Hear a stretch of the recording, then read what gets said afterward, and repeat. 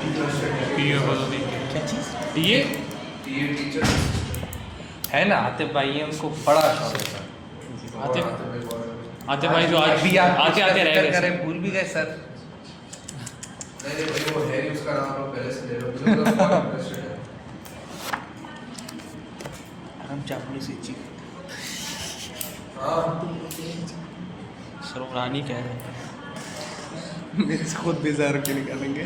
बहुत इंटरेस्टेड है भाई। उल्टे मारोगे ना टीचर नहीं तुझे लगता है सब अच्छा हम क्या साथ करते का हैं? एहतराम। एक्सेप्टेंस ऑफ द ऑफर करें। Yes sir.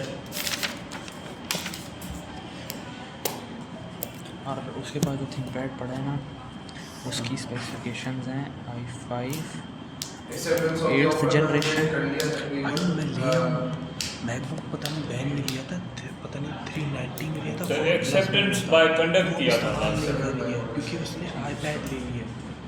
हाँ आईफोन वाला जो भी होता है कंपनी का, उसने आईपैड ले लिया, मुझे ऑफर कर रही है। अब कह रहा है मैं तुझे पे यार हम लोग को सवाल जवाब मुझसे पूछ लेना, लेकिन कोशिश करना कि शॉर्ट लो। मेरा सर पता नहीं क्यों फट रहा है बस। चाय नहीं क्यों बिगड़ फट रहा है। सर आप पेनाडॉल खा लो चाय चार हाँ कह रहे चाय पी ले। चाय में चार सही है दिखाया हर कप के साथ एक आपका पेनाडॉल। रेसिपी वो भी कर सकते। वो चीज़ नहीं, वो भी टेस्ट करा। May your soul rest in peace. फिर आपको दवा की नहीं दुआ की जरूरत है। अच्छा एक्सेप्टेंस ऑफ द दुआ की जरूरत है आपको। दुआ की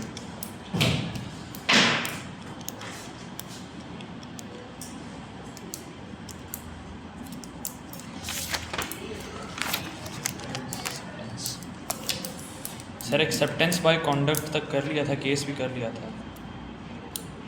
सही। पहला कौन सा तरीका था जो हमने किया था? Mirror image.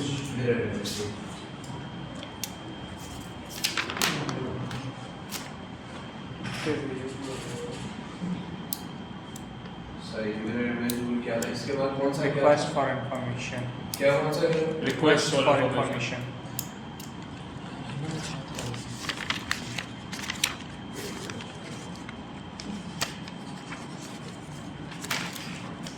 तीसरा कौन सा क्या था?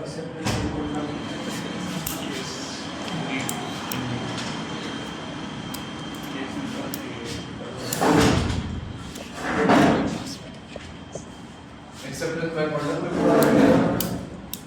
यस सर कर लिया था। सही है। एक्सेप्टेंस बाय कॉन्डक्ट में कौन सा केस किया था? Sir Brogden versus Metropole. इसमें क्या हुआ था? सर वो एग्रीमेंट थी कोल सप्लाई की, दोनों ने साइन नहीं किया था ऑफिशियली, लेकिन दोनों ने एक्ट किया था उसके ऊपर। सही है। तो फिर उसके इसमें क्या वो प्रिंसिपल क्या निकला था कि सर अगर आपने एक्ट किया है तो वो एक्सेप्ट। एक्सेप्टेंस आ जाएगा, आपको परफॉर्मेंस करनी चाहिए। परफॉर्मेंस दोनों तरीके से होनी चाहिए। Acceptance bye contract. अब इसमें हम लोग ने जो एक्सेप्टेंस बाय कॉन्ट्रैक्ट किया था, ये जो कॉन्ट्रैक्ट बन रहा है, ये यूनिलैटरल कॉन्ट्रैक्ट बनाता है, बायलैटरल कॉन्ट्रैक्ट बन रहा है। बायलैटरल। बायलैटरल क्यों बायलैटरल? क्योंकि दो पार्टीज के बीच का, सही है। इसके बाद अब हम लोग कर रहे हैं यूनिलैटरल कॉन्ट्रैक्ट का, सही है। सेम चीज है लेकिन यूनिलैटरल कॉन्ट्रैक्ट की है।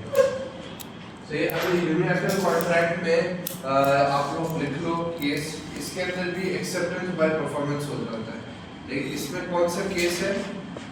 इसमें आप मुझे बताओ कौन सा केस आ सकता है? हमने पढ़ा हुआ वो केस जिसके अंदर ये साबित हुआ था कि आपको जरूरी नहीं है कि मतलब परफॉर्मेंस के जरिए भी एक्सेप्टेंस हो जाती है।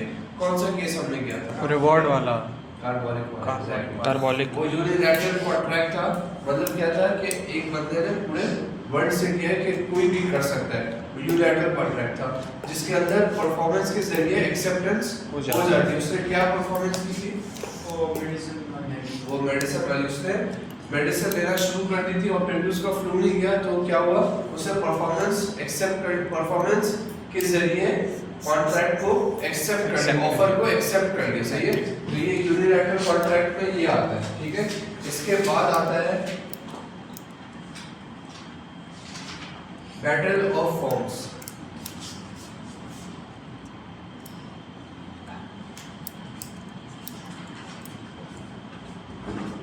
क्या लिखा है? नेटवर्क एग्जाम्पल नहीं लिखा ना? Battle of forms. अब ये बैटल ऑफ फॉर्म्स क्या होता है? बैटल ऑफ फॉर्म्स क्या होता है? आप लोगों को क्या लगता है बेटर ऑफ फॉर्म्स क्या है? सर जी कौन बताएगा बेटर ऑफ फॉर्म्स? वर्ड से क्या समझ में आ रहा है? फॉर्म्स का जन्म। फॉर्म्स का जन्म कैसे? कैसे? लेट्स सपोज कि एक बिजनेस ए है, बिजनेस बी है, सही है? बिजनेस ए ने बिजनेस बी को एक ऑफर भेजी है, सही है? बिजनेस बी ने एक वापस दूसरी ऑफर भेजी, Counter क्या offer। भेजी? Counter offer. फिर वापस बिजनेस ए ने बिजनेस बी को कुछ और लिख के भेजा, वो क्या अच्छा हुआ? Counter offer. वो भी काउंटर ऑफर उसकी काउंटर ऑफर हो। तो दोनों के बीच में ऐसे फॉर्म्स आना जाना कर रहे थे, ए बी वो आपस में पिंग फॉर्म्स पॉन्ग, कर रहे पिंग थे, सही? पॉन्ग। हाँ पिंग पॉन्ग खेल रहे थे, सही? बेसिकली फॉर्म्स का, सही है? अब एंड में जाके एक फॉर्म जैसे फिर बी ने एक आखिरी फॉर्म ए को भेजा और उस पर काम शुरू हो गया, तो इसको क्या कहते हैं? Battle of forms. तो क्या जो आखिरी वाला फॉर्म था क्या वो बाइंडिंग होता है, क्या वो एक्सेप्टेंस होता है या नहीं होता है, इसमें ये पड़ेगा, सही है? तो पहले आप छोटा सा लिख लो कि बैटल ऑफ फॉर्म्स में where businesses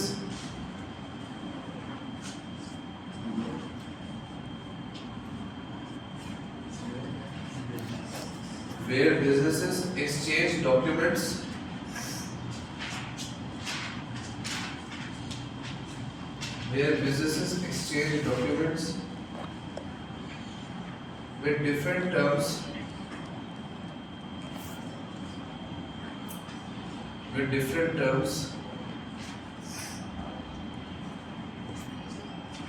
comma the final terms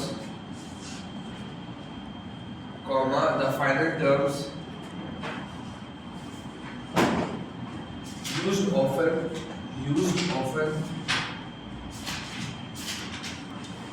prevail का क्या मतलब? प्रिवेल मिल जाना। एक्सेप्ट हो जाते हैं, जीत जाते हैं। जीत जाते हैं सब। Prevail।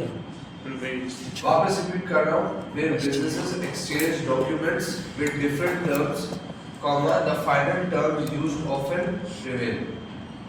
इसके अंदर आप लोग केस लिखो Butler machine tool versus Excell. Butler machine tool, Buttler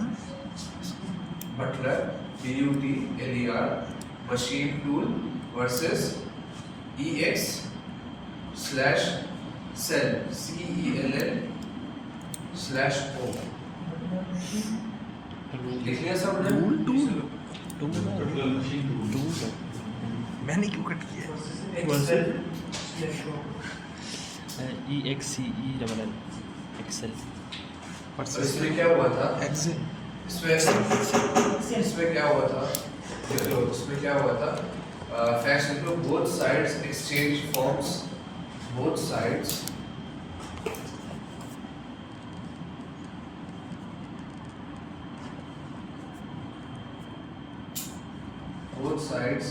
exchange forms with conflicting terms.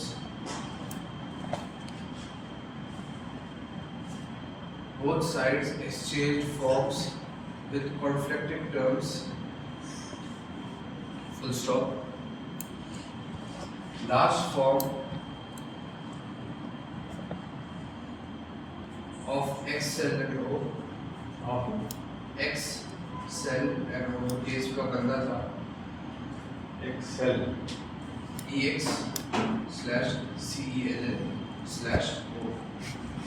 was accepted by conduct.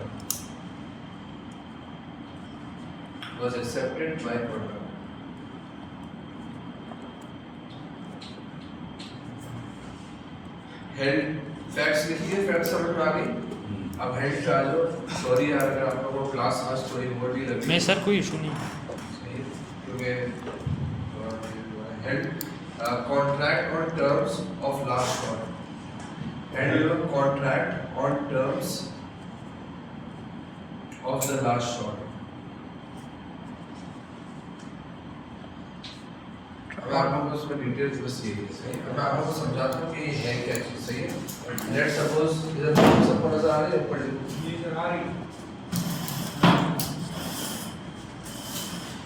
एक ए है कंपनी, एक कंपनी बी है, सही है। कंपनी ए ने एक चीज भेजी, कंपनी बी ने दूसरी चीज भेजी, सही है। फिर वापस कंपनी ए ने कुछ और भेजा, कंपनी बी ने कुछ और भेजा, फिर वापस इधर कुछ भेजा, फिर इधर भेजा, लड़ाई शुरू हो गई है। बैटल ऑफ फॉर्म्स समझ में आ रही है। अब लास्ट चीज है ना बी ने भेजी, सही है, और ए ने उस पे काम करना शुरू कर दिया और बी ने भी उसी पे काम करना शुरू कर दिया। तो जो आखिरी फॉर्म होगा जिस पे काम शुरू हो जाएगा ना, वो एक्सेप्टेंस बाय कॉन्डक्ट हो जाएगा। फिर आप ये भी बोल सकते हो कि ए ने बोला कि भाई मैंने जो लास्ट भेजा था ना, मैं उस पे काम शुरू किया था, वो नहीं होगा। फिर लास्ट जिससे भेजा था उस पे जिसने काम शुरू कर दिया वो एक्सेप्टेंस हो जाएगा। क्लियर है? किसी को इसमें कोई डाउट है? इस केस में ये समझाया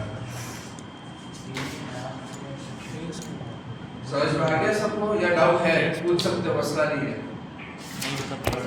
सर काउंटर ऑफर्स पे बात बन गई, हाँ, तो फिर केस की क्या जरूरत है? देखो काउंटर ऑफर मैं एक चीज बताता हूँ। काउंटर ऑफर बात करेंगे, एज एन काउंटर ऑफर्स आई, नेगोशिएशन वगैरह हुई, ये इधर तो फाइनल ऑफर एक्सेप्ट हो गया। इधर बात ही खत्म हो रही है कि ऑफर किससे थी और फाइनल ऑफर किससे थी, काउंटर ऑफर आई, क्योंकि इधर बार-बार फॉर्म्स पे फॉर्म्स जा रहे थे। बात ये हुई है, काउंटर ऑफर होती है कि भाई मैंने आपको ऑफर दिया, आपने मुझे एक ऑफर दे दी, सही, आप मैंने आपको वापस ऑफर दी, फिर आपने मुझे दी, फिर आपने दी, तो ये बैटल ऑफ फॉर्म्स हो गया।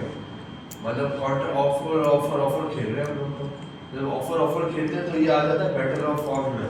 बैटल ऑफ फॉर्म में रूल क्या है कि जो आखिरी ऑफर, जो आखिरी फॉर्म होगा जिसमें एक्शन शुरू हो जाएगा, जिसमें परफॉर्मेंस शुरू हो जाएगा ना, वो प्रिवेल होगा, उसके ऊपर पकड़ी जाएगी चीज बात।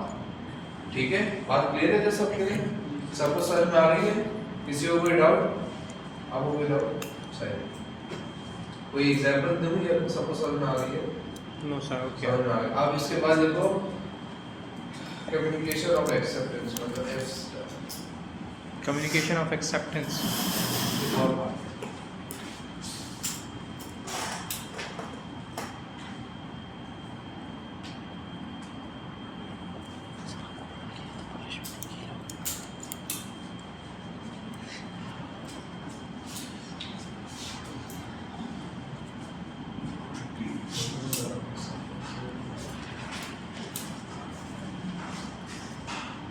इसके अंदर देखो जनरल रूल क्या है कि the acceptance must be communicated, the acceptance must be communicated.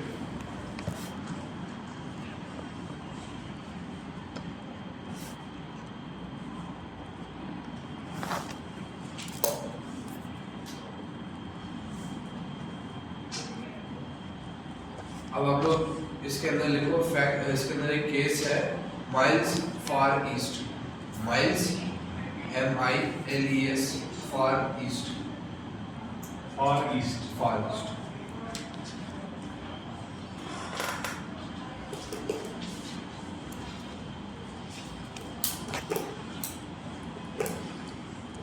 अब इसके अंदर क्या हुआ था, इसके अंदर आप लोग फैक्ट लिखो कि जो टी था acceptance valid only when received, T acceptance was valid, T acceptance, T नाम है text, T acceptance was valid only when received.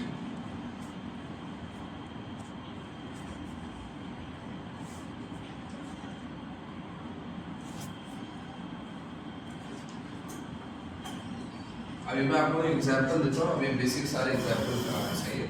Let's suppose के एक मैंने फोन किया आप लोगों को, सही है, फोन पे मैंने आप लोगों को एक ऑफर दे दी, सही है। अब मैंने आप लोगों को ऑफर दे दी कि रजिस्टर में 5 रुपए में बेचो, सही है, फोन के जरिए ऑफर दी। आप लोगों ने मुझे फोन पे कॉल किया और आप लोगों ने मुझे बोला कि भाई ये एक्सेप्टेंस मुझे कबूल है, मतलब ये ऑफर मुझे कबूल है, मैं एक्सेप्ट करता हूँ। क्या कॉन्ट्रैक्ट हो गया? यस सर, एक्सेप्टेंस हो गई। Yes sir. एक्सेप्टेंस कैसे हुई? और रिसीव ऑफ व्हाट? हमने कम्युनिकेट किया communicate through mobile phone. Mobile phone, मतलब एक्सेप्टेंस ये फौरन थी, मतलब आप समझो कि आप लोगों ने जो फौरन कॉल की, मैंने जब वो रिसीव की कॉल, मैंने कॉल रिसीव कर आप लोग से सुना कि हाँ वो चीज़ है, ये कॉन्ट्रैक्ट बन गया, क्लियर है।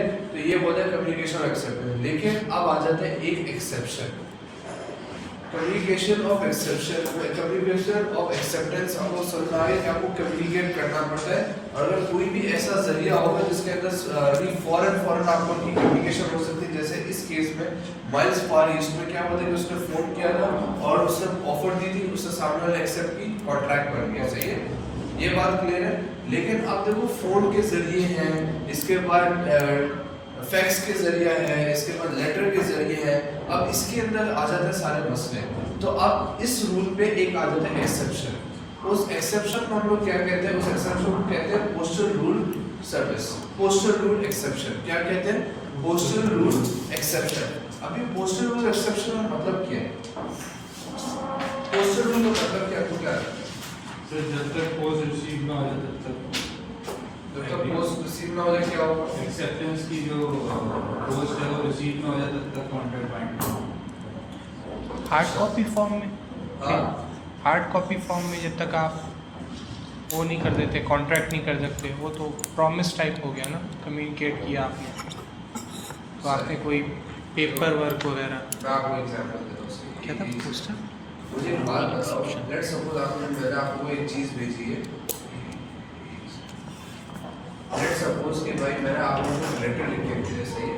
अब लेटर अंदर आपको ये लिख के भेजा है कि भाई मैं आप लोगों को ना ये बैग देना चाह रहा हूँ, सही है, बैग देना चाह रहा हूँ, ये बैग 10 रुपये का। लेटर पोस्ट कर दिया था आप लोगों को लेटर रिसीव हुआ, लेकिन उसके अंदर मैंने लिखा हुआ है कि भाई मुझे ना 5 दिन के अंदर अंदर बताना है एक्सेप्टेंस किसने, 5 दिन के अंदर अंदर मुझे वो एक्सेप्टेंस चाहिए। सही, मैंने भेजा 1 तारीख को, आपको लेटर रिसीव हुआ 3 तारीख को। आपको लेटर कब रिसीव हुआ? 3 तारीख। मैंने भेजा कब? पहली तारीख को। अब मैंने पहली तारीख लेटर में क्या लिखा था कि मैं बैग दे रहा हूँ 5 रुपए का, और अगर आपको चाहिए तो आप मुझे 5 तारीख से पहले बताना। पहली तारीख को भेजा, आप लोग रिसीव हुआ 3 तारीख को, आप लोगों ने लेटर में लिखा कि हाँ मुझे वो बैग चाहिए। 6 तारीख गुजर गई, मुझे आया 7 तारीख, मुझे आया 7 तारीख को, लेकिन वो बैग मैंने भेज दिया था 6 तारीख से, सही, किसी और को मैंने भेज दिया। अब आप लोग आते हो मेरे पीछे और आप लोग कर देते हो मुझे सू। क्यों सू करते हो? क्योंकि मैंने लिखा होता है कि 6 तारीख से पहले आपको मुझे जवाब देना है, और आपने लेटर में बोल दिया था कि हाँ मुझे वो चाहिए, आपने पोस्ट कब कर दिया था? 3 तारीख को, लेकिन मेरे पास लेटर कब आया? 7 तारीख को। तो क्या मैं वो लेटर मतलब क्या वो बैग भेज सकता हूँ या नहीं भेज सकता? आप लोग हिसाब से भेज सकते हैं। भेज सकते हैं। क्यों भेज सकता हूँ? सर आपको पोस्ट तो ऑफिस लेट, वाले की गलती है ना, आपने तो टाइम पे भेज दिया, हाँ, उसने विद इन टाइम डिलीवर नहीं किया। आपको क्या कम्युनिकेशन नहीं हुआ प्रॉपर। एक्सेप्टेंस नहीं हुआ, एक्सेप्टेंस कम्युनिकेशन नहीं हुआ। अच्छा, ये आपको क्या लगता है?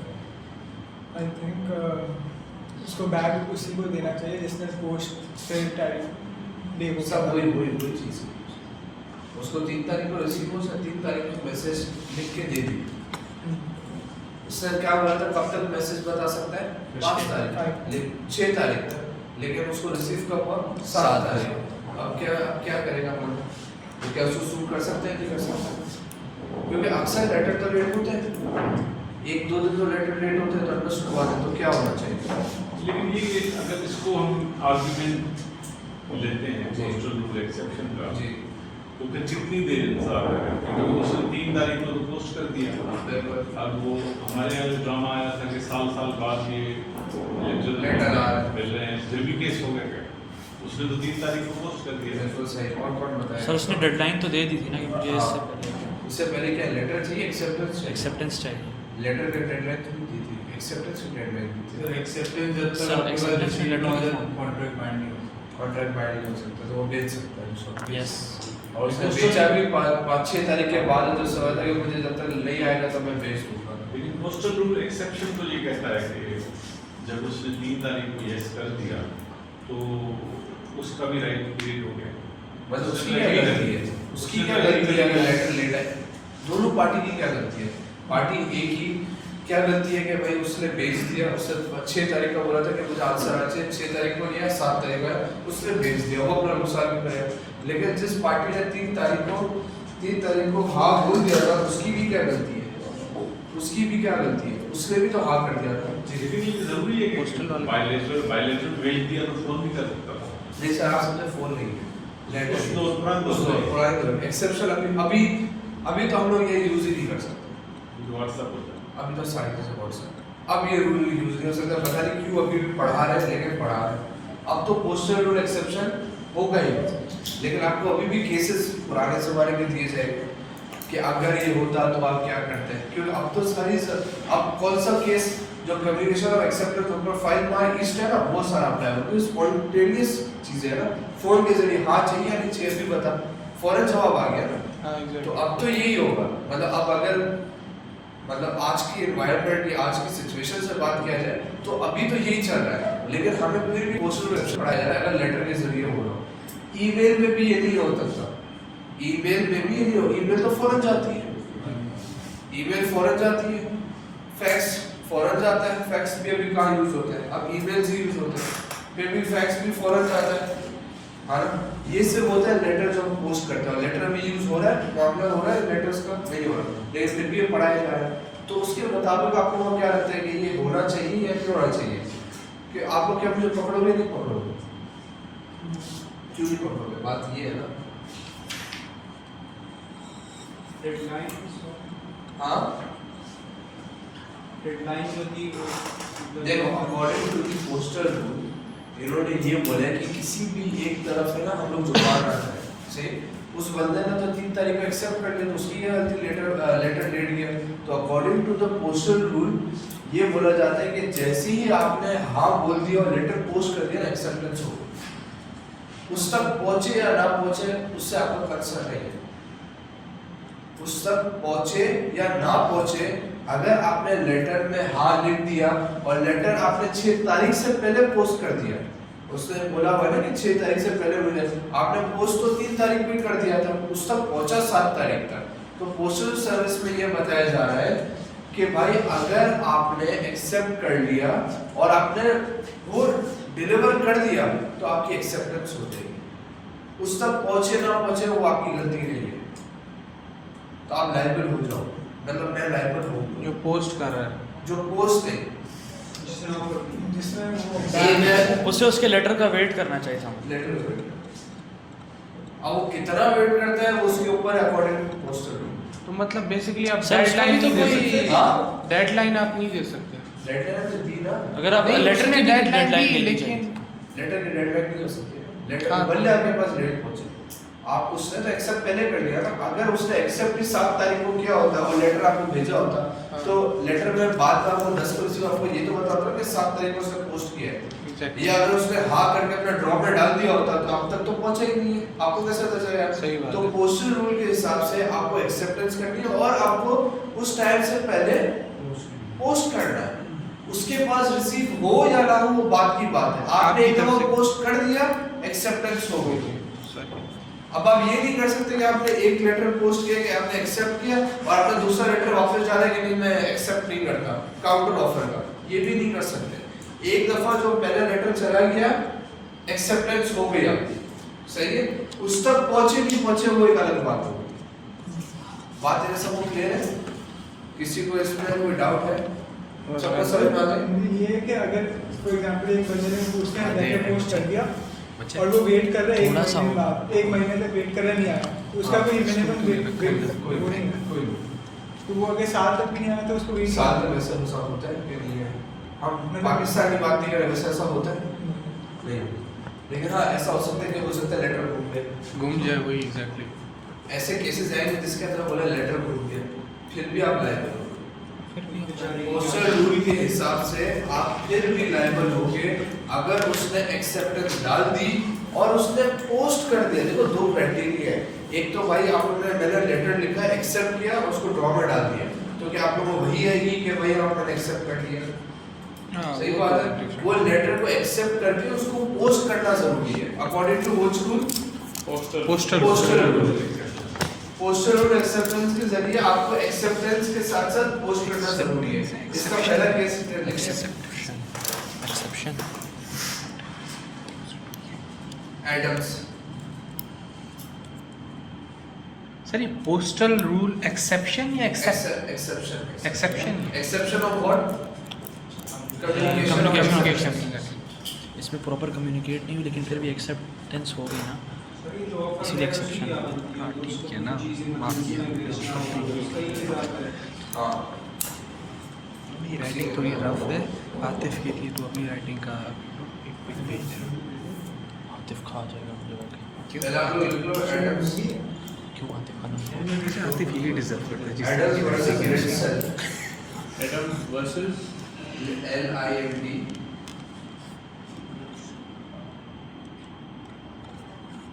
SELL Adams versus Lindsell Adam versus SE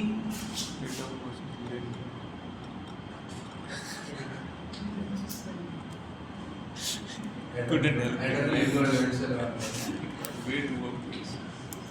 Adams Adams. Adams versus Lindsell. अब इसके अंदर फैक्ट्स लिखो। Offered sent by post, offered sent by post,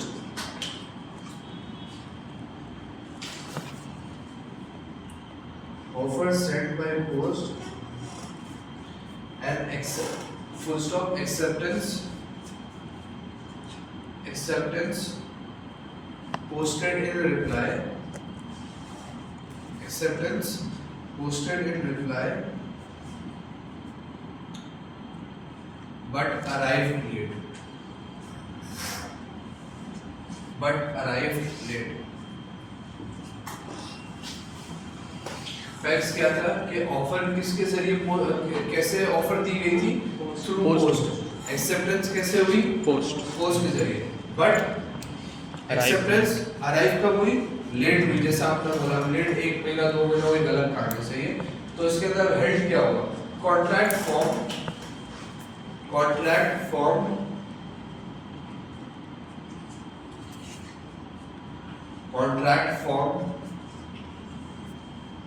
when acceptance was posted, contract form when acceptance was posted, not when received, Not when received, well received. when received। मेरी आवाज पूरी बोल रही है आप लोगों को? मतलब नहीं, sir. यस सर एक्सेप्ट करो यार। झूठ है, नहीं, 2 इतना दफा नहीं- मिस्टेक इतना नहीं कर चुका है। झूठ नहीं। सर 4 बार इसने काटा है। मतलब मेरी गलती हुई, 4 बार काटा तो मेरी आवाज नहीं आ रही है। चलो ठीक है, मैं और क्लियर बोलता हूँ। कभी बोलो कॉन्ट्रैक्ट हमसे फॉर्म सुनते कब काटे। हुआ? कॉन्ट्रैक्ट कब फॉर्म हुआ?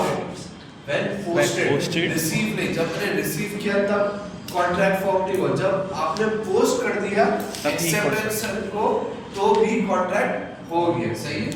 अब इसके अंदर प्रिंसिपल लिखो। establish the postal rule, establish the postal rule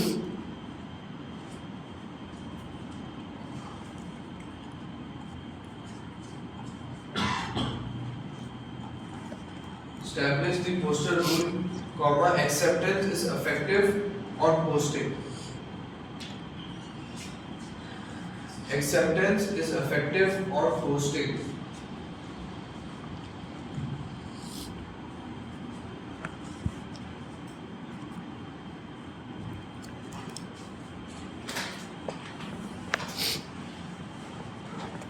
अब आपने मुझे बोला कि भाई एक बंदे ने बोला कह लीजिए और लेट सपोज अगर ये गुम जाए, अगर आपका लेटर या कोई बुक आपने एक्सेप्ट कर लिया लेकिन वो गुम जाए तो अब उसका क्या है? दोबारा लेटर तो पता कैसे चलेगा? सर दोबारा पूछने के लिए वो दोबारा भेजेंगे। सर्टेन टाइम फ्रेम के बाद पूछना लाजमी है कि भाई एक्सेप्ट कर रहे हो कि नहीं। सक्सेस टाइम या मुझे एक बार बताओ, एक और लेटर भेजो तो उसके लिए। हाँ लेटर भेजते बिल्कुल भेजते। सर रोजी रोटी के लिए तो करना पड़ेगा। अच्छा तो अब आप लोग लिख लो household fire versus gas case है। Case. Household fire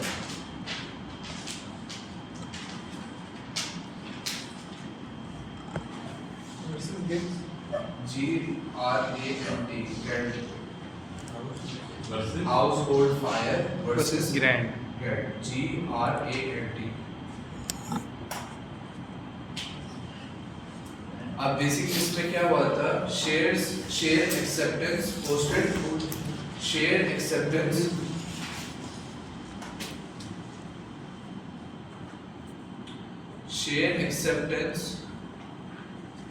posted but lost in mail. But lost. But lost in mail.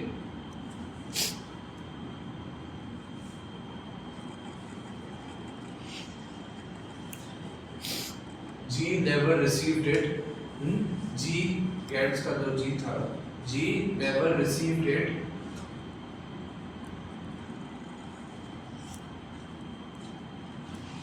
G never received it, but was sued for payment. G never received it, but was sued for payments.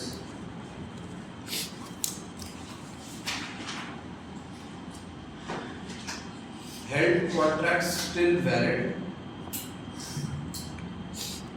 Contracts still valid.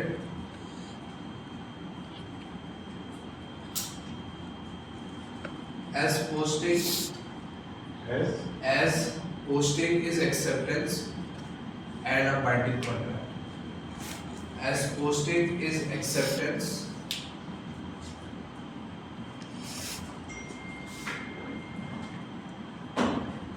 as posting is an acceptance and a binding contract.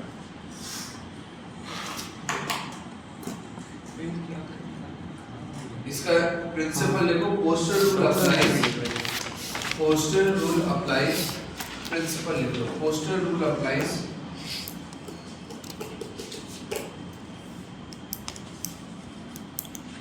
postal rule applies even if acceptance never arrives. Even if acceptance never arrives.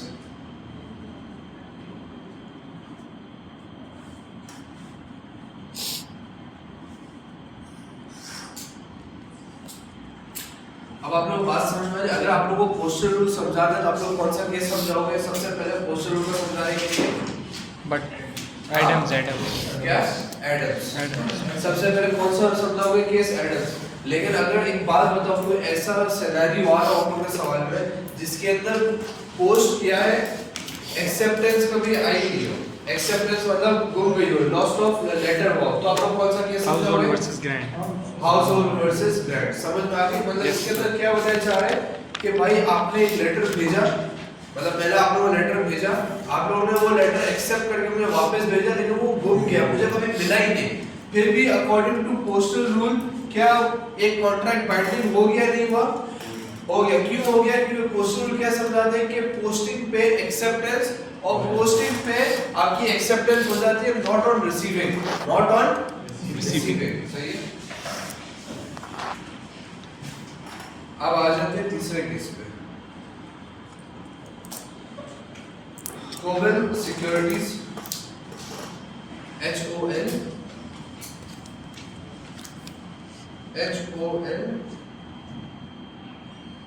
VELL, Cowell securities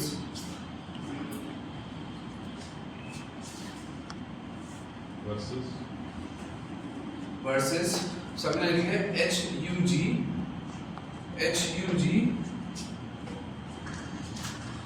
HES use. अच्छा, अब इसके अंदर क्या हुआ था? Basically इसके अंदर एक नई चीज आई थी। पहले दो में क्या हुआ था मुझे कौन बताएगा? पहले दो केसेस में क्या हुआ था? सर एडम वाले में लेट अराइव हुआ था, हाँ, और हाउस होल्ड वाले में जो है Arrive ही गुम नहीं हो गया था। आया ही नहीं था। आए मतलब आप लोग देख लो, एक के अंदर जो लेट अराइव हुआ था तो उसने बोला था कि एटलीस्ट अराइव तो हुआ है तो तुझे रुकना चाहिए था। सही है। दूसरे में तो इन्होंने कहानी चेंज कर दी कि भाई वो अराइव ही नहीं हुआ था। अब जब एक चीज अराइव ही नहीं हो रही, फिर भी लोग बोल रहे हैं कि पोस्टल रूल सर्विस अप्लाई होगा और आप उसके नीचे बाइंड हो जाओगे। सही है। लेकिन अब आ जाते हैं हम लोग तीसरे केस में, जो मैंने आपको कोवेल सिक्योरिटीज में बताया। अब इसके अंदर क्या होता है? इसके अंदर पोस्टल रूल इन्होंने एक्सक्लूड कैसे कर दिया? इस केस में इन्होंने पोस्टल रूल एक्सक्लूड कैसे कर दिया ये बता रहे हैं। सही है। फैक्ट्स लिखो, optional contract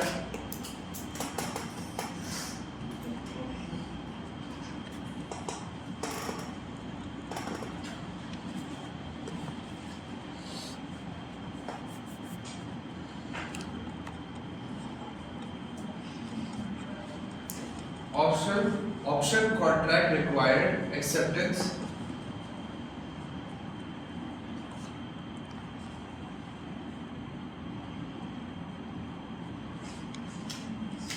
option contract required acceptance by notice in writing. By notice in writing.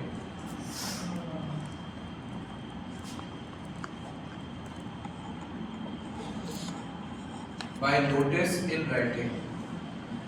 Full stop. Acceptance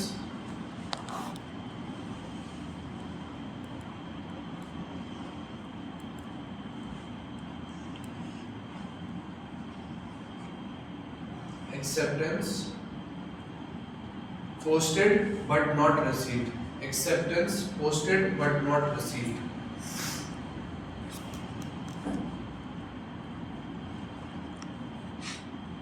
अब मुझे एक बात बताओ, क्या इसके अंदर पोस्टल रूल आ सकता है या नहीं आ सकता?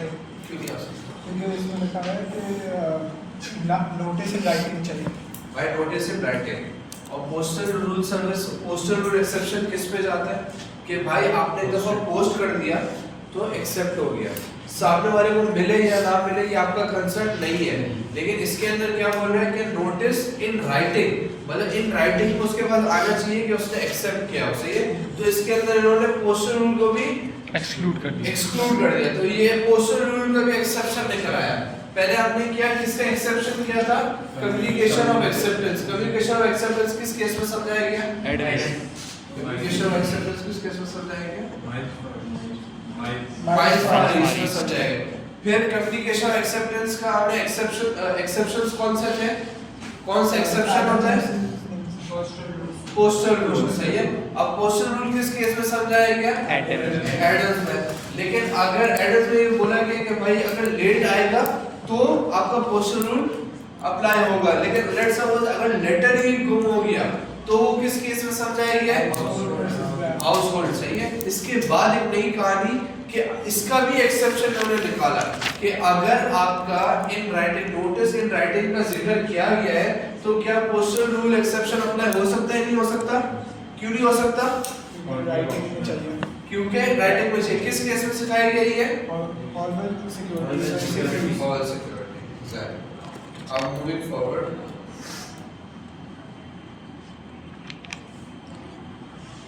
अब आप लोग ने ये कर लिया, अब नेक्स्ट पे आ जाओ आप लोग।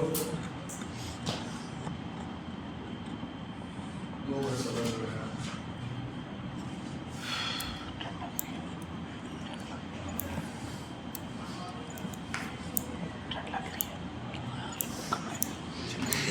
अब लोग कोई केस पे डाउट है तो बताओ। अभी तक सब कुछ समझ में आ गए सारे केसेस? Yes sir. कौन से? सर जीबीपी और इसमें क्या पठान था, इस तरह बोलता था सर। जीबीपी और ब्लड प्रेशर आया।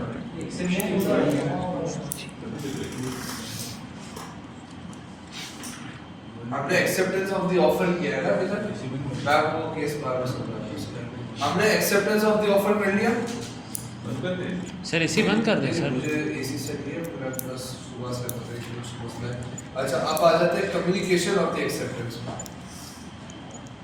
कम्युनिकेशन ऑफ द एक्सेप्टेंस, पहले हमने क्या किया था? Acceptance of the offer. अब हम लोग करें कम्युनिकेशन ऑफ एक्सेप्टेंस। इसका क्या मतलब था? एक्सेप्टेंस ऑफ द ऑफर, क्या आप ऑफर को किस तरीके से एक्सेप्ट कर सकते हैं। किस तरीके से एक्सेप्ट, मतलब बेसिकली पहले हमने सबसे पहले क्या किया?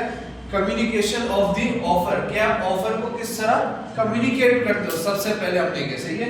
इसके बाद एक्सेप्टेंस ऑफ द ऑफर, कि हम लोग जो ऑफर है उसको किस किस तरह एक्सेप्ट कर सकते हैं। मिरर इमेज रूल, ज्यादा इंफॉर्मेशन अप्लाई पूछना अपने एक्शंस के जरिए, परफॉर्मेंस के जरिए। इसके बाद बैटल ऑफ फॉर्म में जो आखिरी फॉर्म होगा उसको भी एक्सेप्ट किया जाता है। इसके बाद communication of accept postal rule, इसके किस के जरिए एक्सेप्टेंस हो जाती है, वो हमने किस में पढ़ा? Acceptance of the offer. अब जो हम लोग चीज पढ़ने जा रहे हैं वो है कम्युनिकेशन ऑफ एक्सेप्टेंस, कि आपने एक्सेप्टेंस तो कर लिया लेकिन आप उसको किस तरह कम्युनिकेट कर सकते हैं। सर सही है। There are 5 ways of accepting an offer. An offer, exactly सही। अब आ रहे हैं हम लोग communication of acceptance.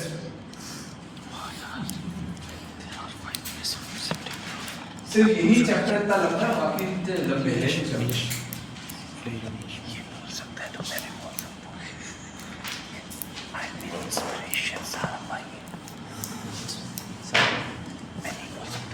Communication of acceptance discriminate कर रहे हैं, क्यों नहीं बोल सकते आप?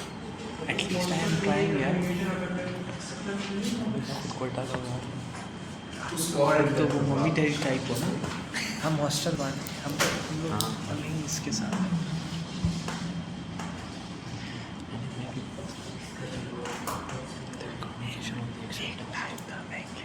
कम्युनिकेशन ऑफ एक्सेप्टेंस है। अब ये किसके जरिए कम्युनिकेशन ऑफ एक्सेप्टेंस हो सकती है? पहले इसका जनरल रूल लिख दो। The general rule is that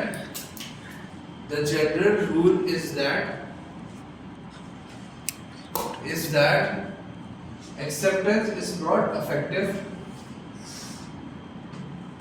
The general rule is that acceptance is not effective until it is communicated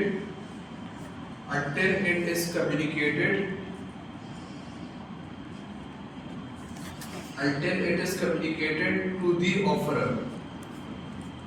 मैं लाइन वापस रिपीट कर रहा हूँ। The general rule is that acceptance is not effective until it is communicated to the offerer.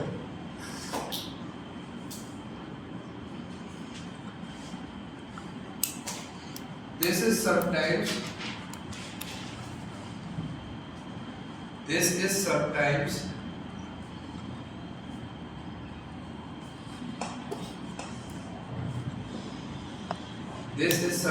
expressed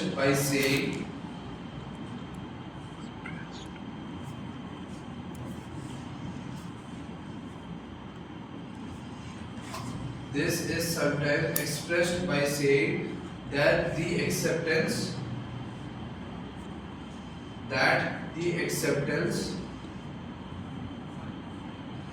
cannot be made through silence. Through Silence. Made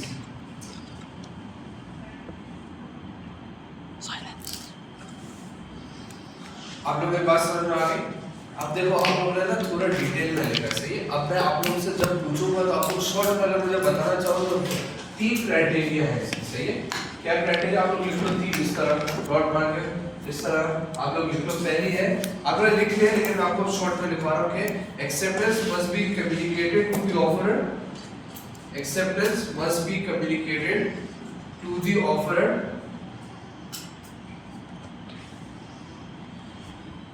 to be effective. ये पहली एक short form में आप लोगों को लिखवा रहा हूँ, सही है? ताकि आप लोगों को आइडिया हो जाए कि जब भी कम्युनिकेशन ऑफ द एक्सेप्टेंस आएगा तो ये 3 क्राइटेरिया होती है। पहली क्या क्राइटेरिया है कि acceptance must be communicated to the offeror to be effective. इसका मतलब क्या है? इसका सर जिसने ऑफर किया उस तक एक्सेप्टेंस उस तक पहुंचनी चाहिए, सही ऑफर। दूसरा है silence cannot amount to acceptance. Silence cannot amount to acceptance.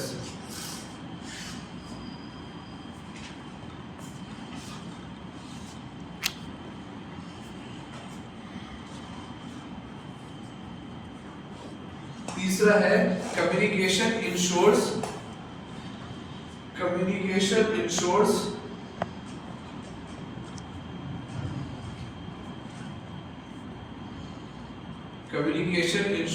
both parties know what they are bound, know when they are bound. Both parties know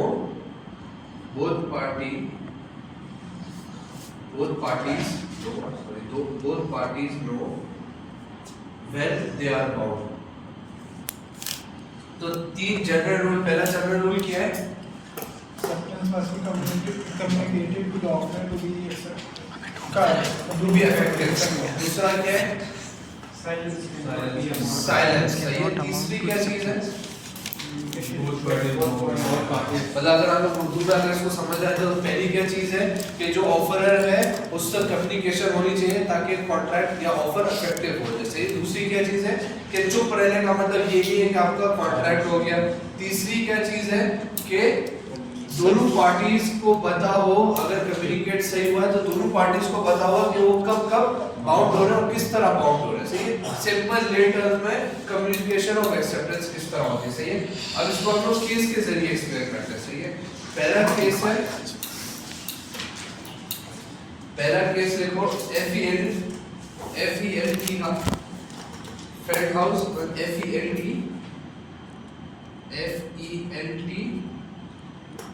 HOUSE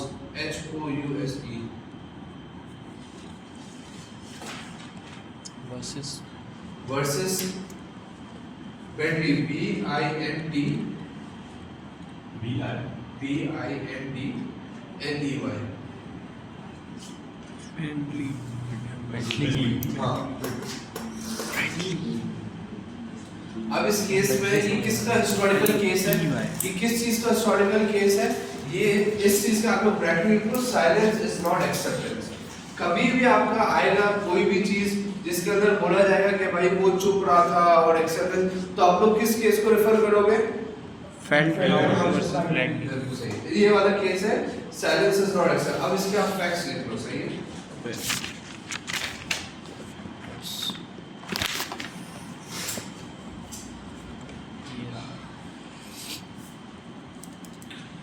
facts देखो, uncle wrote to nephew, uncle wrote to Neiphiu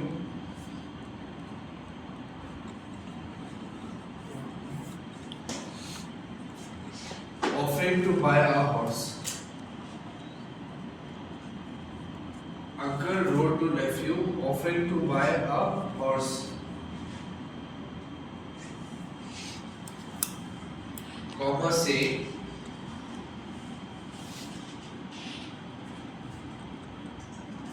if I hear no more, if I hear no more,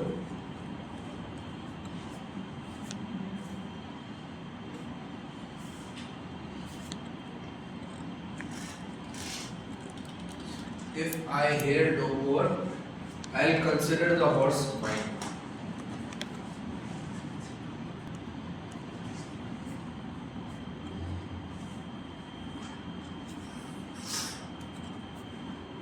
समझ में आ रही है इसमें facts क्या है? हाँ सर, कह रहा है कि उल्टा है ये तो, क्या? कि जो ऑफरर खरीदने वाला है, मस्त कह रहा है है इसको। कि नहीं सुना तुमसे? मैं इतने में ले रहा हूँ, घोड़ा मैं इतने में ले रहा हूँ, अगर मैं आपका यस नो नहीं सुना तो मैं घोड़ा मेरा हो गया, बैठ जाओ मसाला। इतने में सब इस तरह है। मसला खड़ा। सर ये अंकल सही नहीं है बंदा, बोलो अंकल हो, अंकल ही रहो, नहीं सुना फिर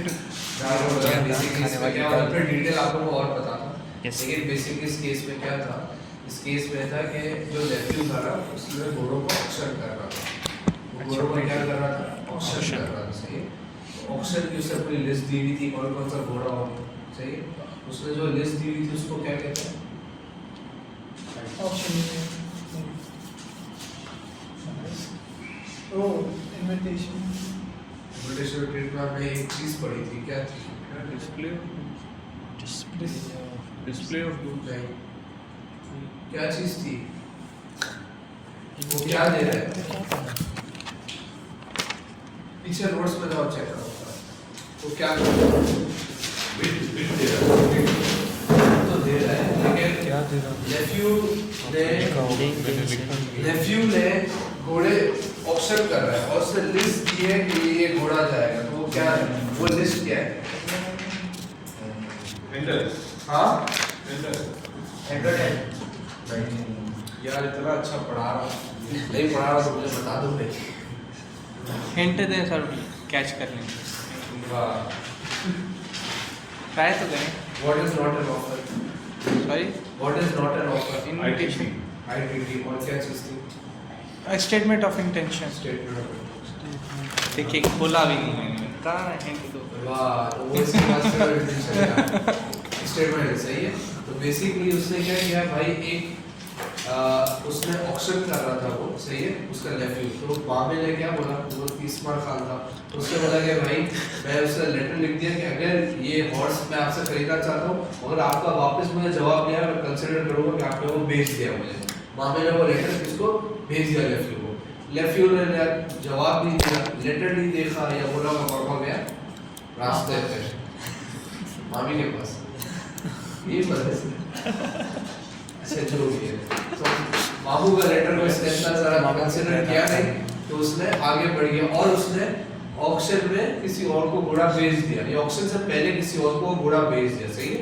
तो मामा आके उसको कर देता है सू के भाई तूने बेचा कैसे।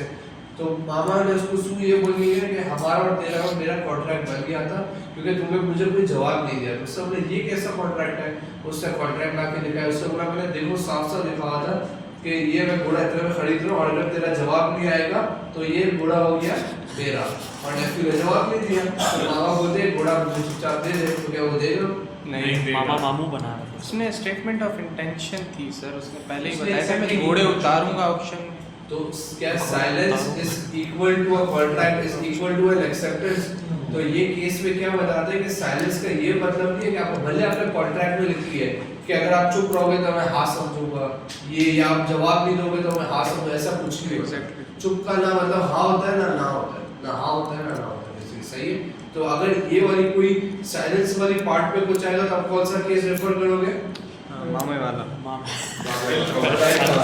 बेल्ट हाउस इसका फुल आप लोग लिख लो ताकि आप लोग याद रहे। फिर आप लोगों ने पहला पार्ट लिख लिया फैक्ट्स का, दूसरा देखो nephew did not reply. Facts में ही है सर, फैक्ट्स में nephew did not reply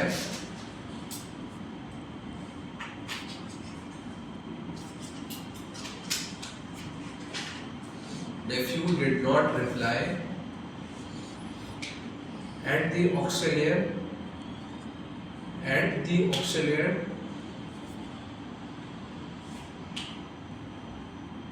accidentally sold the horse accidentally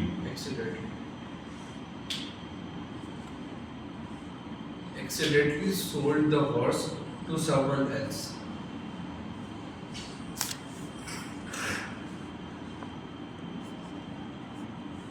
Accidentally sold the horse to someone else.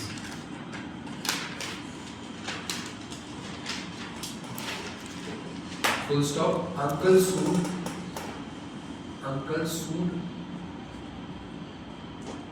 comma, arguing that the contract existed. arguing that The contract existed.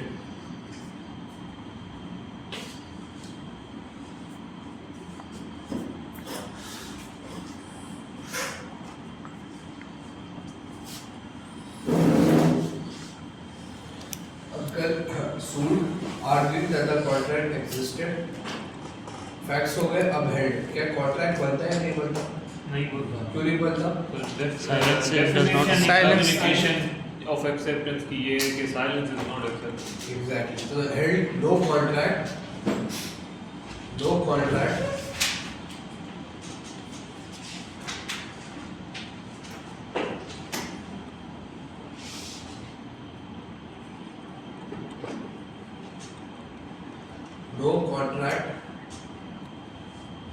Since silence cannot amount to acceptance. Since silence does not amount to acceptance.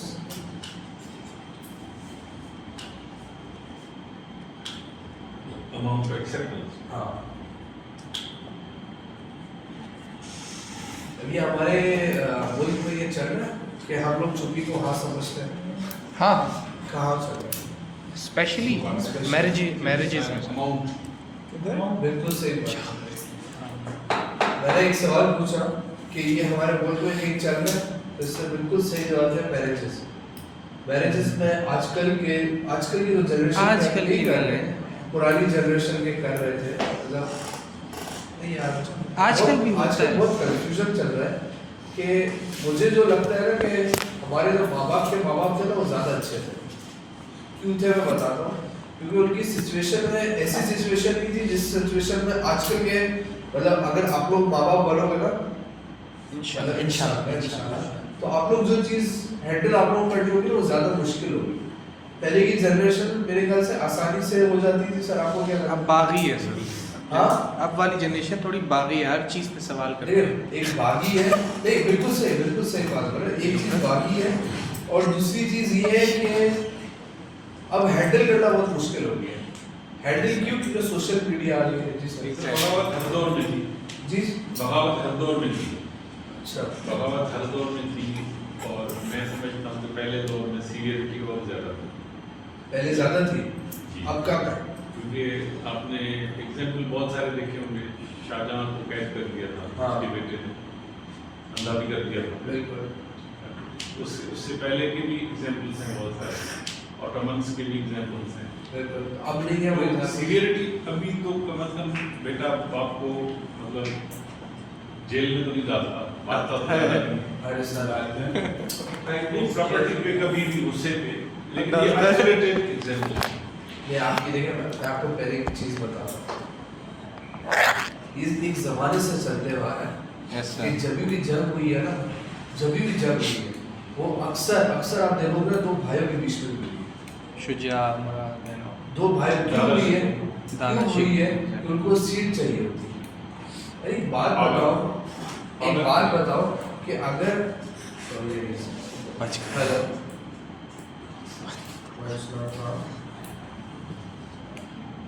क्यों खरीद क्या हो?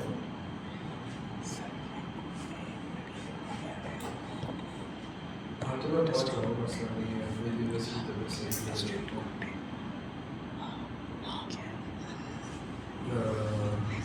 और या बल्कि चलो आप बता दो, छोड़ दो आप कितने तक कर आप कितने तक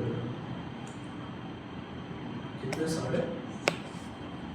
हाँ तो कोई मसला है, तब तक तो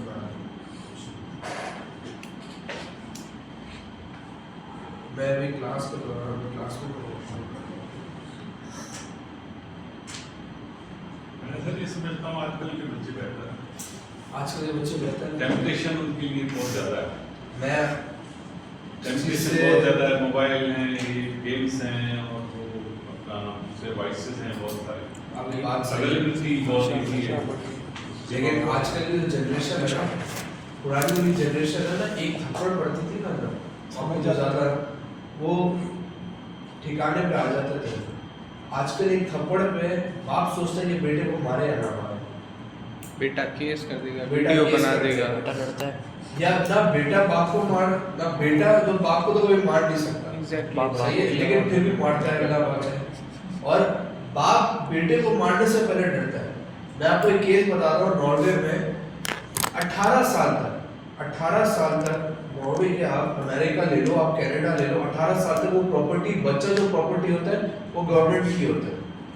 मतलब अगर आपने लेट सपोज बच्चा पैदा किया वहाँ पे अमेरिका जाके 18 साल तक, और अगर आप वहीं रह रहे हो 18 साल तक, वो प्रॉपर्टी आप अमेरिका की है। अगर आपने उसको मारा है, कुछ किया, वो आपका बेटा, आपका अपना बेटा वो लेके चले जाएगा। एग्जैक्टली। और आपकी साथ पूछते उसको बेटे को आपको नहीं मिला। वो तो सोशल सर्विस है। सोशल सर्विस सही है। अब बेसिकली मैं आजकल की जनरेशन के लिए इसलिए इतना वो सर, आजकल चीज़ें आ गई है बहुत ख़राब, सोशल मीडिया, और बच्चों को एक दफ़ा ब्रेन वॉश करना आसान है क्योंकि Exactly. वो 2 साल के बच्चे मोबाइल यूज़ कर रहे हैं। पहले वो 2 साल के बच्चे किसकी बात सुनते थे? माँ बाप माँ बाप। एग्रीड। आजकल के 2 साल के बच्चे किसकी सुन रहे हैं? टीवी। पहले भी आउटलायर्स तो थे। लेकिन सर आज सिवियर है। पहले ये थे, पहले जैसे लेट सपोज कि हमारे माँ बाप को ये मसला होता था कि अगर यूनिवर्सिटी में जाके इसने अफेयर्स कर लिए तो क्या होगा। सही, ये सोचते हैं यार सारा प्ले बॉय बना हुआ है, या लड़की जो भी XYZ है, मैं किसी को जज नहीं कर रहा, मैं एक चीज प्रेजेंट कर रहा हूँ। आजकल की जनरेशन मतलब दुआ करती है कि अल्लाह करे लड़के के साथ ही कर रही हो या लड़का लड़की के साथ ही कर रहा हो। हाँ, लेस्बियन। हाँ एग्जैक्टली, ये लेस्बियन। मतलब आप सिर्फ सिनेरियो देखिए कैसा चेंज हो गया। लेकिन सर ये भी एक पॉजिटिविटी हम देखें कि आजकल के जो बच्चे हैं इनकी अपना एक ओपिनियन है। सही है, ओपिनियन फॉर्म है। पहले उनको आप ज़बरदस्ती कर सकते थे, शादी करा सकते थे, कुछ भी चॉइस ऑफ हाँ। कैरियर जबरदस्ती से सही। करा सकते थे, लेकिन इस दौर में बच्चों का अपना एक ओपिनियन फॉर्म हो गया है। सही। ये बेहतर है, पॉजिटिव है। ये पॉजिटिव है, लेकिन और सर आप मुझे- एक बात मुझे- बताएं, एक घर के अंदर एक राजा होना चाहिए, 5 राजा होने चाहिए। राजा एक ही होता है। राजा एक ही होता है। अब जब मैं आपको एक राजा चीज एक ही बताऊं, होता है, राजा इनफैक्ट होता नहीं है, क्वीन होती है। बहुत ठीक बात की, लेकिन आपने बिल्कुल सही। लेकिन आज के लेकिन राजा एक ही होना चाहिए। अब जब एक बाप के 5 से 6 बच्चे हैं, सबका अपना अपना ओपिनियन है। एक लेट्स सपोज सब छोड़, एक बिजनेस है सर, लेट्स सपोज एक सर्विस, एक कैंपस है, मैं सोच रहा हूं XYZ एक स्कूल है। अब एक बाप ने वो स्कूल बनाई है, उसके 5 बच्चे हैं, पांचों बच्चों के अलग अलग ओपिनियन है कि बच्चों को इस तरह करना चाहिए। एक बोलता है कि लड़का लड़की को साथ क्लास में होना ही नहीं चाहिए, बिल्कुल साबित पे जा रहा है। दूसरा बोल रहा है कि बच्चों को बाहर घूमने लेके जाओ, वो एक XYZ। तीसरा बोल रहा है क्वेश्चन नहीं हो रहा। तो सर 5 राजा बन गए चलो, मेजॉरिटी प्रिविलेज, डेमोक्रेसी। सर ये गलत है। सही बोलो। अब जब 5 बाप एक जगह के बन जाते हैं तो जगह का क्या होता है? तबाह हो जाती है सर, तबाह हो एग्जैक्टली। जाती है। बेसिकली आज ये मानते हैं, हाँ मानते हैं, ये बच्चे नहीं, मानते हैं, मानते हैं, लेकिन फिर भी करेंगे। नहीं करेंगे। अरे सर आप नहीं करते, बहुत अच्छे। नहीं, इनके ऊपर तो मैंने एग्जांपल भी दी थी कि आप मैं आपको बताऊं आजकल की है ही, मतलब मसला ये हो गया। आजकल बहुत सारे ये इश्यूज आ रहे हैं, क्योंकि हम लोग कोर्ट में जाते हैं, हम देखते हैं ये मुझे चीज़। अच्छी उम्मीद है। हाँ सर एग्जैक्टली, मजबूर हो जाते हमें हैं। भी बहुत बहुत अच्छी उम्मीद है। मुझे भी बहुत अच्छी उम्मीद है। क्योंकि हम जो है ना, हम इतना ख्याल नहीं करते जैसे कि मैकडोनल्ड खा लेना है, KFC खा लेना है। बच्चे जो आजकल के हैं वो बाइकआउट पे, वो सर बाइकआउट में बाइकआउट क्यों कर लेते हैं। बाइकआउट में KFC क्यों खाया, घर में बुलाया। ये बहुत अच्छी बाइकआउट में क्यों है sir? Social media social media की वजह से ना कि बच्चों का ओपिनियन है। अच्छा आपको पता है आज क्या हुआ है? आप लोगों को पता है आज की न्यूज़ आप लोगों के पास है? आज क्या आज की दिन वो अरेस्ट कर लिया है। किसको? आपको ये पता? नहीं सर। किसने अरेस्ट किया है? We have seen the videos की शिप्स कैसे जा रही है। अब एक बात, अब आप लोग मुझे एक बात बताओ, आप लोग में से कौन, किसको ये लगता है, मतलब हम लोग ऑफ द टॉपिक थोड़े जा रहे हैं, हाँ सही है। लेकिन आप लोगों में से किसको ये लगता है कि हम लोग पहले ये सोच के बैठे हुए थे कि यार जंग होनी चाहिए, नहीं होनी चाहिए, कि पहले हमें कोई रास्ता नहीं पता था कि हम लोग पहले फलस्तीन तक पहुंचे कैसे, मदद कैसे लेके आ जाए। अब हमें रास्ता बता दिया, तो आप लोग को क्या लगता है कि आप लोगों पर फर्ज हो गया जाना या नहीं हो गया? सर ये आप उसकी एड्स वगैरह जो जा रहे थे जी। उसकी बात करो, न्यूज़ देखिए एग्जैक्टली देखिए। हाँ, तो आप लोग को क्या लगता है हमें रास्ता दिखा दिया उन्होंने, अब हमें जाना जरूरी है नहीं है? क्यों नहीं है? दो पर्सपेक्टिव है ना। दो एक इसमें हाँ एक हाँ बोल रहे हैं, एक ना बोल रहे हैं, क्यों? अब आप लोग सिर्फ सोचो कि गर्म खून है तो सिर्फ सोशल मीडिया के जरिए एक सर कितने गर्म खूनों को जोश दिला दिया होगा। एग्जैक्टली इमोशनली वो कर रहे हैं। LLB के पस मंजर में भी देख सकते हैं, लाख पस एक जज जो है वो एक केस पे फांसी दे देता है, हाँ दूसरा जज उसको बेल दे देता है, बिल्कुल तीसरा जज बिल्कुल स्पॉट फ्री कर देता है। सही। तो ये हम तीनों को गलत नहीं कह सकते, उसको क्या कहते हैं सर? Golden rule. तीनों सही हैं। उसको कहते हैं गोल्डन रूल। ये आपको शायद LSR में पढ़ाया जाएगा, कब पढ़ाया जाएगा तो जब पहुंचोगे। इसको कहते हैं गोल्डन रूल, कि सब अपने अपने हिसाब से सही है। सही ये मैं नहीं कह रहा। अब हम उन तीनों को तो जज करेंगे ना कि किसका पर्सपेक्टिव सही है। लेकिन हम आजकल लेकिन के- वो भी हम एक व्यू से करेंगे ना। व्यू से अगर हो करेंगे। सकता है 3 लोग उसको जज करें तो तीनों डिफरेंटली करें। करेंगे डिफरेंटली। अभी तीनों डिफरेंटली करने में कंफ्यूजन नहीं हुई सर, लेकिन अगर एक कर रहा होता बाकी उसकी मान रहे होते और वो एक सही कर रहा होता तो क्या मसले आते? नहीं, हम तीनों को गलत नहीं कह सकते, तीनों ने हम सही तीनों को किया। सही नहीं अपने कह सकते। हिसाब से उन्होंने सही किया। सर आपके घर में कितने लोग हैं? मेरे घर में जी 5 लोग 5 लोग। आपको मिला के जी, आपके बेटे पोते और सब है? सब बाहर है। सब सब तो मतलब कुछ नहीं, बच्चे हैं वो बाहर हैं। सब आपके पास यहाँ पे कोई है? मेरी मिसेज है। मतलब आप लोग 2 ही हैं। लेट समझ आपके घर की बात नहीं कर रहा, अगर कोई और होता और यहाँ पे 5 लोग होते, सही है, 5 लोग होते और सब बोलते कि भाई गार्डन ऐसा नहीं ऐसा होना चाहिए। गार्डन है एक ही, गार्डन है एक, लेकिन हर 5 के 5 बोले नहीं गार्डन में ये होना चाहिए, दूसरा बोले गार्डन में होना चाहिए, तो गार्डन का क्या होगा? 5 गार्डनर बना देंगे, सर आसान है बनाना। खुद ही बना देंगे जो आपको लग रहा है वो बोल रहा है कि चाहिए पूरा गार्डन, लेकिन पूरा गार्डन होना ऐसा चाहिए। आप समझ रहे हैं बात? अब ये कंफ्यूजन बहुत आ गई है। सर कभी किसी का ओपिनियन अंडरमाइन भी हो जाता है। और अंडरमाइन होता है फिर क्या होता है? तो दिल में नफरत पैदा होती है। वो बात तो अपनी जगह पे ठीक है सर, फिर तो होती है सर, ये सारी चीज़ें होती है। फिर कम होता है। तो सर स्पेसिफिक टॉलरेंस आ जाती है, कौन कितना टॉलरेंट है। पैक का लीडर हो। किसी भी चीज को जो है हमने बच्चों को ये नहीं करना कि ये करो या ये नहीं करो, हमें सिर्फ सही और गलत का बता के ना उनको जो है वो थोड़ी फ्रीडम देनी पड़ेगी। ये अगर हमने भी उनको बहुत अलग ज़्यादा point है। restrict करना शुरू कर दिया ना सही। तो ये सोशल मीडिया का वो और ज़्यादा जो है वो बागी निकलना शुरू कर देगा। एक गेम है बिल्कुल सही और गलत जो है ना वो मैं कहता हूँ गार्डन ही हटाओ। सर ये आपको मारने वाला एक आया था ना। पूरा उठ के हटा देंगे। गार्डन आप कह रहे हैं, ये आप कह रहे हैं। सर भाई आप दूर हो। शादीशुदा एक बेटे बच्चे नहीं बेटा है। अभी है तो 18 मंथ का 1 year 1.5 year। क्या आपकी क्या एज है? 30।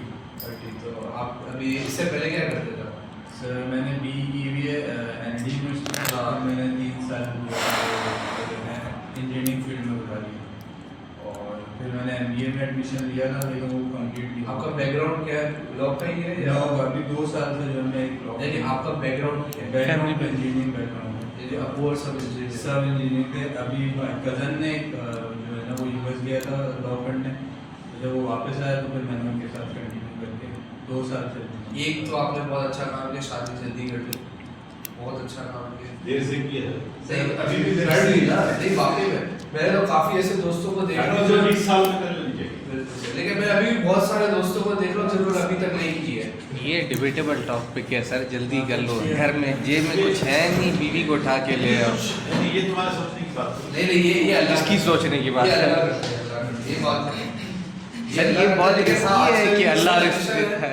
आजकल की खुद जो इंसान भी तो generation कुछ एफर्ट करेगा ना सर। जब Exactly. इंसान बैठा रहेगा फिर अल्लाह भी तो मेरे छोड़ देगा। ये आपके साथ नहीं है। अच्छा ये मेरे साथ नहीं है।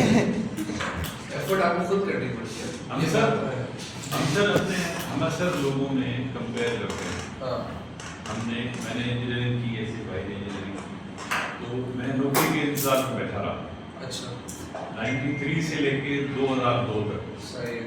96 में जॉब मिलती थी, लेकिन 2002 में मैंने शादी की। तो जिन लोगों ने इंजीनियरिंग करते ही नौकरी के बगैर ही शादी कर ली, उन्होंने अपने बच्चों की शादी करा। तो ये आप अगर देखें कि रिटायरमेंट के बाद भी आप बच्चे पालते रहेंगे तो फिर इतना आसान नहीं है। मैं आपको एक चीज बताऊं, देखो सबका अपना अपना ओपिनियन होता है। हम लोग टॉपिक से बहुत सर 10 मिनट रह गए। सही है टॉपिक से। ये आपको तो मजा आ रहा है। नहीं अच्छा खासा पड़ा है, अच्छा खासा पड़ा है। शादी का टॉपिक नहीं। मैं आपको एक चीज बताऊं कि जब अल्लाह ने एक चीज बोल दी है ना, जब अल्लाह ने एक चीज बोल दी है कुरान के अंदर कि भाई रिस्क देने वाला अल्लाह है, और एक और चीज बोली है, बहुत बहुत जरूरी चीज बोली कि आपकी मौत से ज्यादा आपका रिस्क आपको मिलता है। इससे बड़ी क्या चीज होती है? मतलब आप जब तक मरोगे नहीं तब तक आपका आखिरी रिस्क जो लिखा गया ना वो आप तक ना पहुंचे। इतनी बड़ी चीज बोली है। तो हर कोई जो आता है अपना रिस्क लेके आता है, हर कोई जाता है अपना रिस्क लेके जाता है। सर ये बात उसको समझाए ना जिसने हमारे मोहल्ले में ऐसे शादी कर ली, 8 बच्चे घूम रहे हैं, वो सारा दिन रोड पे होते हैं, उसका रिस्क है। उसका रिस्क है। मैं आपको एक चीज बता रहा हूँ। आप अच्छा। यहाँ बैठे रहोगे, आप यहाँ बैठे रहोगे, Exactly. और आप यहाँ बैठे रहोगे, आप बोलोगे मेरे मुंह के अंदर खाना आ जाएगा, आ जाता है। नहीं ठीक है। आप मुसलमान हो, सही है ना? हम लोग मुसलमान है सब। हम लोग ने भी जंगें लड़ी है, हारी भी है, जीती भी है। तो क्या अल्लाह ने बोला आप लोग बैठे रहो, जब ऐसे ही जीत जाओगे? या बोले कोशिश करो इंशाल्लाह होगा? बात सही है।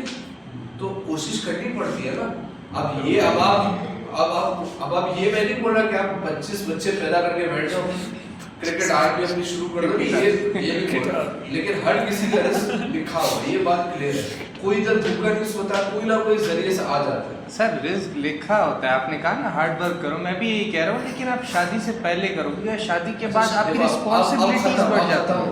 अब है ना, आप ये सोच नहीं सकते कि अब मैं आपको बहुत सारे लड़कों का बताता हूँ जिनका ये होता है कि हमारे माँ बाप ने 30 साल की उम्र में घर बना लिया था, हम 30 साल की उम्र में गाड़ी नहीं खरीद पा रहे। बहुत सारे हैं, अल्लाह बचे, ऐसा होना नहीं चाहिए। लेकिन वाकई में मुश्किलात बहुत हो गई है पाकिस्तान में, तो पाकिस्तान से भागते हैं। इसके बाद वो एक एज में आ जाते हैं, 30, 35, 40 साल जब वो सोचता है हमने गलती की, हमें कर लेनी चाहिए। विजडम जब आता है। एग्जैक्टली। तो असल में बात ये होती है कि हम एक रेस के अंदर है, वो रेस कभी खत्म नहीं होगी, वो रेस खत्म तब होगी जब हम कब्र में जाएंगे। तो आप कभी भी ये नहीं कर सकते, एक बंदे के पास अगर 1 लाख रुपए है ना, वो सोचता है 1 लाख रुपए आएगा ना मैं शादी कर लूंगा, सीरियसली। हाँ हाँ। इसके बाद बोलते हैं यार 2 लाख फिर 3 लाख, आपकी चाहत कभी खत्म नहीं हो सकती, कभी भी नहीं खत्म हो सकती। चलिए सर, आप मुझे बताएं, जैसे ये मेरा ख़त्म होता है 3 साल का लॉ, मैं 23 ईयर्स का हूँगा तो मैं कर लूँ? 32 पालेगा 23 20 का हूँ ना मैं, 20 25 में शादी तो